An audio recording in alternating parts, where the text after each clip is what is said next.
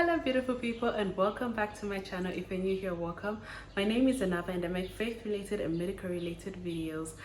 In today's video I'm going to be talking about 7 things that you should know to realize that medicine is not for you, and if that is something that you're interested in, then please do stick around. Without wasting any more time, let's get straight into the video.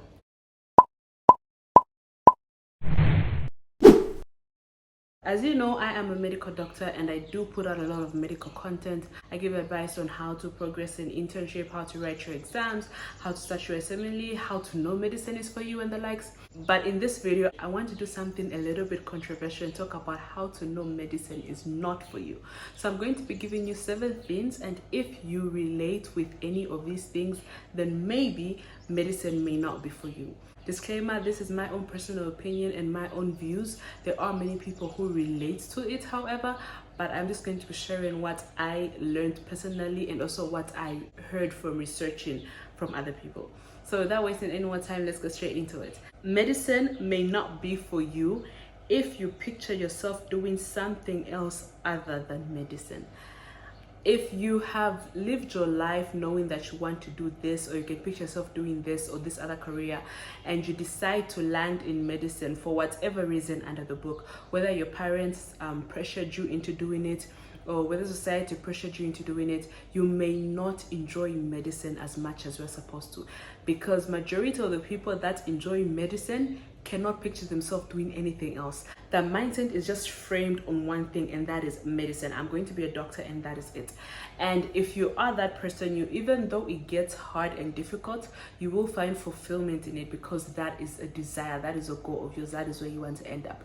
For people who see themselves doing something else and just end up to land in medicine, you get very frustrated quickly with the workload, the work ethic, the hours, the people, the patients. Like, it's not as fulfilling for you, and it's easy for you to fall out of it.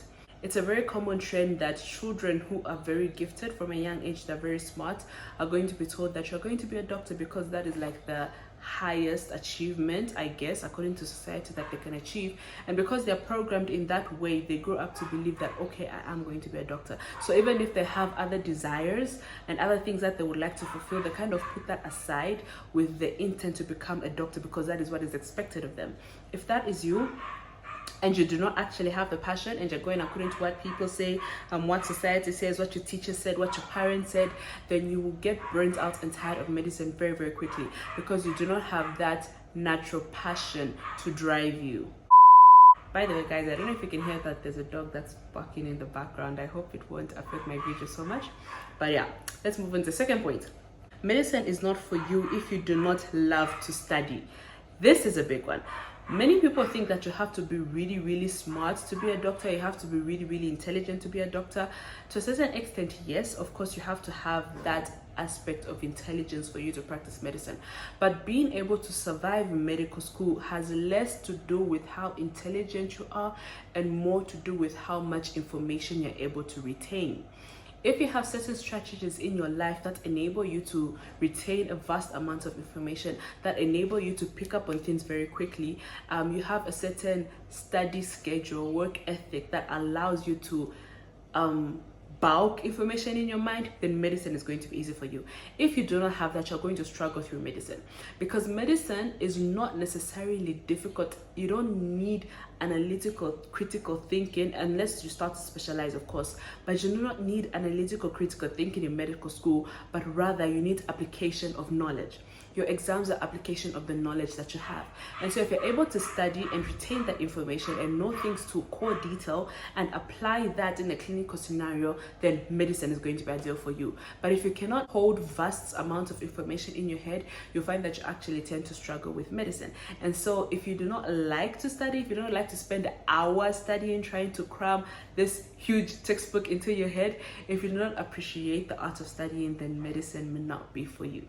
The third point is that medicine is not for you if you are going into it from the perspective of finances. It's not a lie that there are some people who choose to do certain careers because of the salary that they have and the pay that they're going to get. I do not belittle this, because we need to live. We're humans. We need rent, we need a car, we need food, we need shelter, we need so many things to survive in this earth. And definitely making a decision according to what's going to allow you to have the life that you want is a very big thing. I'm not belittling that. I do not believe people who say, forget money, do your passion. No, don't forget money, because money plays a role in you living a comfortable, fulfilling, happy life. But what I mean by this specific statement is, if you are going in medicine based off only on salary, it's not going to work, because number one, you're going to be a burnt out, tired, horrible doctor, because what is driving you is money, and money is never enough when your mental health is affected in such an environment. Number one. Number two, I would say that the amount of work that a doctor does not equate the amount of money that they receive. What I mean by this is the amount of hours that you're going to dedicate in your life to medicine. That is, even in medical school, the amount of hours you're going to spend studying, the amount of hours you're going to spend doing internship, working nights, being on call, if it's 4 times a week, the amount of hours that you're going to dedicate to your career is not equivalent to the amount of pay you're going to receive. This is not to say that the pay is not good. The pay is comfortable and you can live a comfortable life.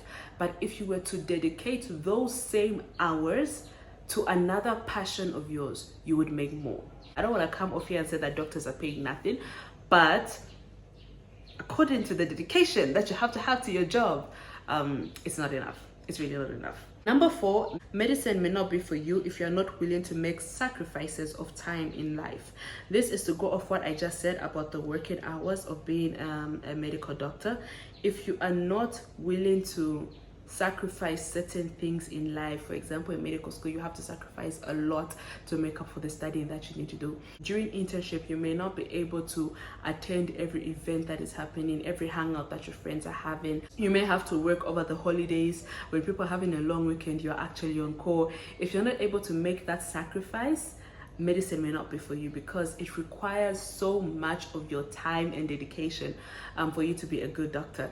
And so you just have to be able to sacrifice. There is an aspect of FOMO, because you see people are living their life, and you know, like, this are your 20s. Majority of medical doctors are going to like finish medical school in the 20s, so this is the prime of your life. You want to have fun, and just people are out there having fun, doing this, traveling, having the time of their life. And maybe that may not be the case for you, because you have to stay home and study every weekend. You have an exam in 6 months.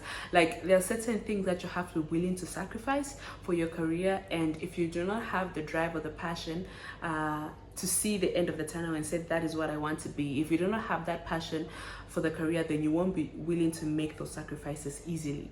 And so if you are not willing to sacrifice for your career, then maybe medicine may not be for you. The 5th thing is that medicine may not be for you if you are not willing to put in the years. I'm trying to find a way to word this better. Medicine takes years, guys. For you to reach a certain goal, it takes years. There are some people who maybe just want to be a general practitioner. There are some people who have other goals, but majority of the time you'd want to be a consultant. And for you to get to consultant level, it takes years. Medical school itself is 6-7 years, depending on where you study. You do internship for 2 years, and then you go back and specialize for 4 years. And if you want to sub-specialize, that is another 2 years. Just imagine that time. Like, that is a lot of time. And I look at myself, who is now back to studying. I finished medical school, I finished internship, and now I'm back to studying. And I'm thinking, like, oh my gosh, like, I can't wait for this to end. But the truth is, it never ends. Like medicine, you never stop studying. Even when you're super specialized, there's still going to be articles and research that you're going to have to read to stay updated with the latest medical trends.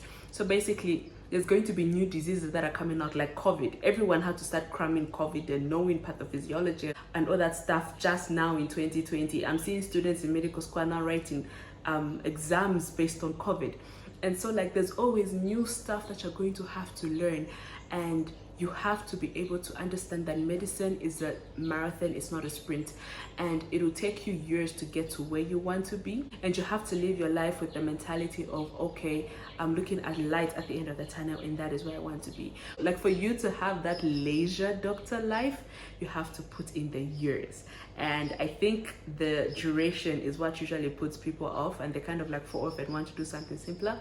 But medicine may not be for you if you're not willing to put in 10 plus years to build in your career.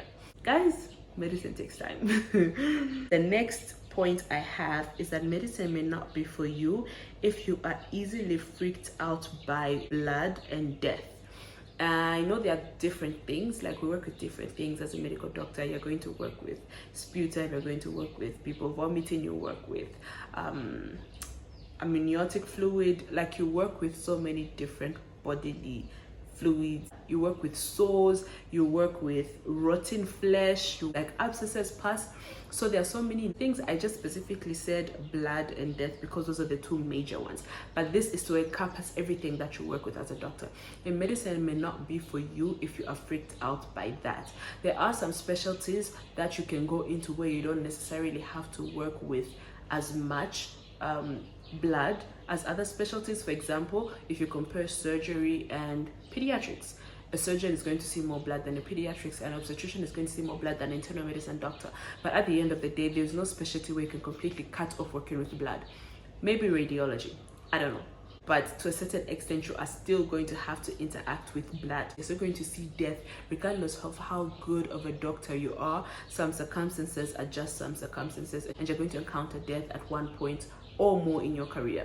And so if you're someone who's easily affected by death, you're affected by gruesome things, you're affected by certain smells or sights, there are some conditions that are not so appealing to the eye. If you're someone who's easily affected by that, then maybe medicine might not be for you because you may not be happy.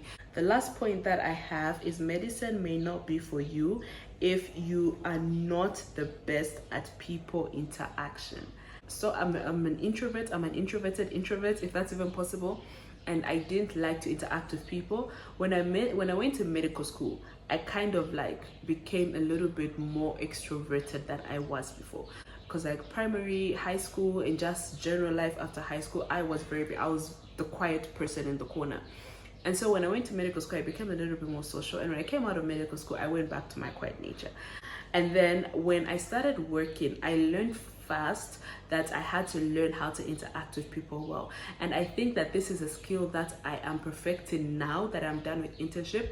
I am perfecting now with the way I interact with people, especially in pediatrics, because you interact with parents who are worried about their patient, as opposed to other departments where you interact directly with your patient. So this is a skill that I realized I had to learn very fast. And this applies to every aspect of medicine. You're going to have patients who you have to explain what is wrong with them and what you're doing about it. You're going to have family members who are worried. And you need to learn the art of interacting with people in a very respectful but authoritative manner. So you're able to respect their opinions and value what they have to say, but you need to understand that as a doctor, you have the final say and you're the authority over that patient. They have autonomy, but you are the authority when it comes to your plan and everything. That is a very fine line to walk, and learning that art is actually a skill. And if you are not willing to put in the work to learn how to interact with people, then medicine might not be for you.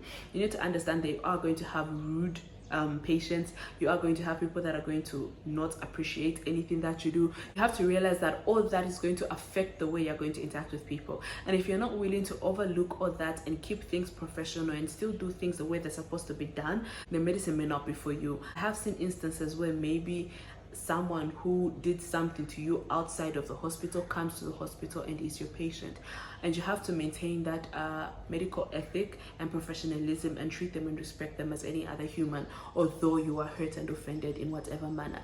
I have seen instances where people who threaten and insult a doctor and shout at them, maybe in OPD or something, but they still expect to be seen. Like, of course, respect yourself as a human, but you still have to maintain professionalism. You cannot be the person who is in an argument with the patient, like face to face, and just screaming and shouting at each other.